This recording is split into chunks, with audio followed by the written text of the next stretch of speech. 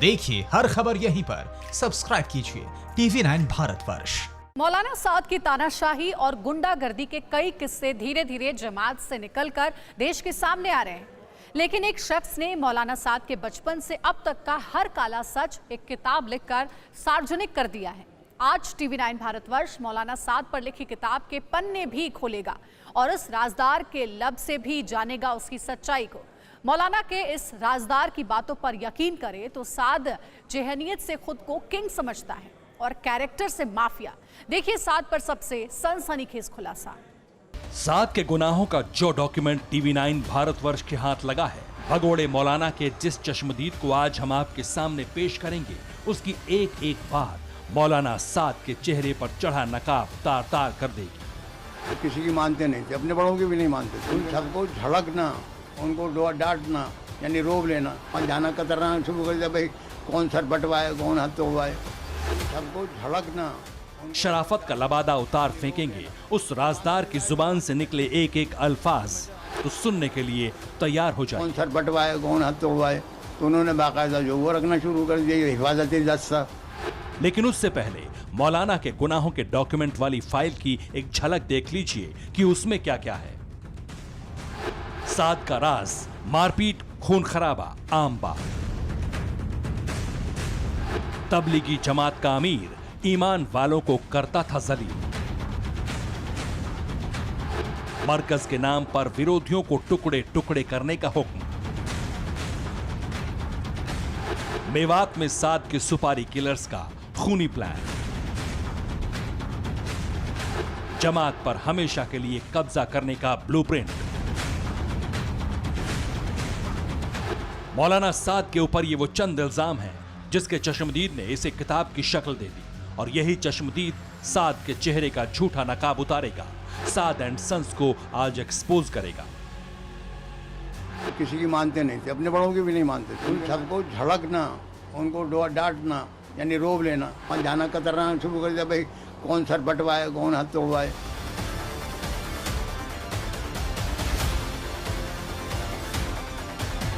सात समंदर पार जमातियों की भीड़ और बीच में मौलाना साद।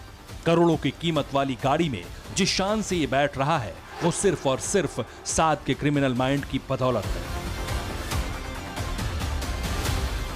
लेकिन क्या आपको पता है कि जब से मौलाना साद ने होश संभाला, तभी से उसके जहन पर सत्ता और विलासिता का कॉकटेल चढ़ चुका था। उस हसरत को अंजाम तक पहुंचाने के लिए एक ही रास्ता था, तबलीगी जमात के अमीर की कुर्सी।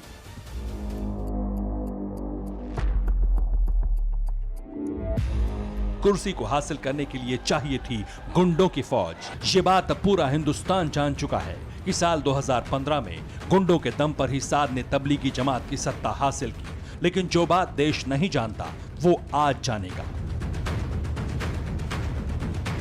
जन्म से लेकर जमात के हेड बनने तक साद ने मरकज के अंदर क्या क्या किया, कब कब दीन के नाम पर दुनिया को धोखा दिया, हर राज एक शख्स ने अपनी आंखों से देखा है। आज वही राजदार TV9 भारतवर्ष पर साद की क्राइम कुंडली खोल रहा है। जो रमजान में मतलब जो इस तरह का वो गया था, गेट बंद करा कर जो अंदर ही लोगों को, जो हमारे मिजाज के लोग थे, उनकी पिटाई अच्छी तरह से, किसी का सर फटा, किसी का हाथ टूटा। साद के गुनाहों के डॉक्यूमेंट को लेकर घूमने वाले इस शख्स का पहले तारुफ जान लीजिए। ये चौधरी अमानतुल्लाह हैं। निजामुद्दीन में बंगले वाली मस्जिद की कमेटी के सदस्य हैं, लेकिन जमात से इनका रिश्ता 60 सालों से भी ज्यादा पुराना है। चौधरी अमानतुल्लाह ने तबलीगी जमात के फाउंडर यानी साद के दादा मौलाना इलियास के साथ भी काम किया है, जमात को आगे बढ़ाया है।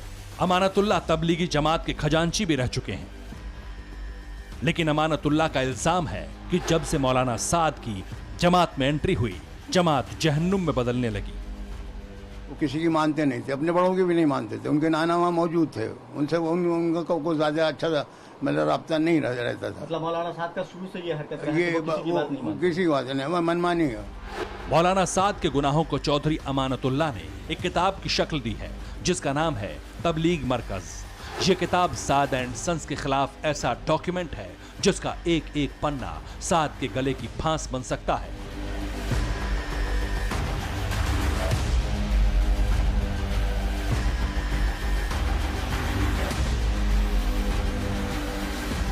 साद के गुनाहों के इस डॉक्यूमेंट के पेज नंबर 16 और 17 पर जो बातें लिखी गई हैं, अगर वो सच हैं, तो आप अंदाजा लगा सकते हैं कि मौलाना साद किस तरह के खूंखार गुंडों को पालता है।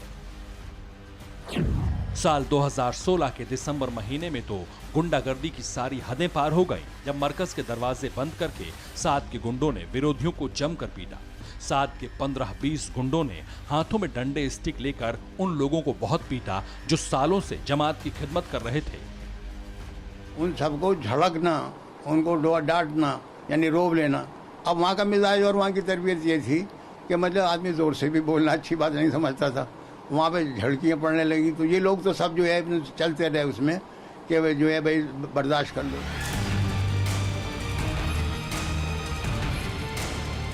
साद की गुंडागर्दी का एक और राज तबलीगी जमात के पूर्व खजांची ने खोला। बात 2015 की है। हरियाणा के मेवात में जमात की कमान को लेकर मीटिंग थी। साद जानता था जमात के बहुत से लोग उसे नापसंद करते, इसलिए साद के सुपारी किलर्स का मेवाती गैंग एक्टिव हुआ और खून खराबा हुआ। हमारे चीफ सिर्फ मौलाना साद साहब हैं। इनके बाद इनकी औलाद में से ही कोई अमीर बनेगा, चाहे वो नाबालिग ही क्यों ना हो। हम किसी और को कभी अमीर नहीं बनने देंगे। मरकज की जिम्मेदारी भी हम मेवाती ही संभालेंगे। किसी की मानते नहीं थे, अपने बड़ों की भी नहीं मानते थे। उन सबको झड़कना, उनको डांटना यानी रोब लेना, जाना कतरना शुरू कर दिया, भाई कौन सर बटवाए, कौन हाथ तोड़वाए। पूर्व खजांची के मुताबिक साद जवानी के दिनों से ही बादशाहों जैसी जिंदगी चाहता था और इसके लिए वो कोई भी कीमत चुकाने को तैयार था, और जिसने भी उसका विरोध किया उसका हश्र क्या हुआ वो भी सुन लीजिए। हमने अमजद ने वहाँ जाना कतरना शुरू कर दिया, भाई कौन सर बटवाए, कौन हाथ तोड़वाए। मौलाना साद 28 मार्च से अंडरग्राउंड है, लेकिन इस बीच साद के काले खजाने के बारे में ईडी के हाथ कई सनसनीखेज जानकारियां भी लगी हैं।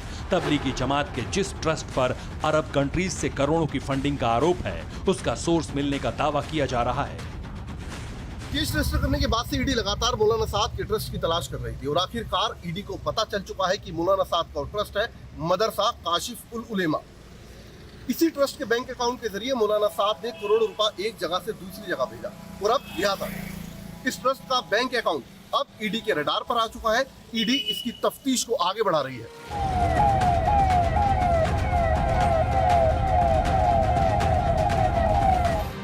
ईडी का पूरा फोकस साद के बेटों और साद के करीबियों से पूछताछ पर है, क्योंकि उसी के बाद जमात के नाम पर साद एंड सन्स के कई और काले राज बाहर आ जाएंगे। साद के 2 और करीबी भी रडार पर हैं, जिनका हवाला कनेक्शन का शक है। ईडी निजामी नाम के शख्स पर निगाह रखे हुए है। निजामी एक बड़ा होटल व्यवसायी है और इसका इत्र का भी बिजनेस है। ईडी को शक है कि निजामी के पास साद और ट्रस्ट के अकाउंट के बारे में चौंकाने वाली जानकारियां मौजूद हो सकती हैं। इसके अलावा ईडी को अब्बास अफगानी नाम के एक और व्यक्ति पर शक है, जो कथित तौर पर हवाला ऑपरेशन करता था। मौलाना साद के 2 बेहद करीबी शख्स हैं। पहला है निजामी, जो कि इत्र और होटल का व्यवसाय करता है। दूसरे शख्स का नाम है अब्बास अफगानी। शक है कि ये शख्स हवाला ऑपरेटर है और मौलाना साद का करोड़ों रुपया एक जगह से दूसरी जगह भेजने में इसने सबसे ज्यादा उसकी मदद की है। लिहाजा अब ये दोनों शख्स इस वक्त ईडी के रडार पर हैं।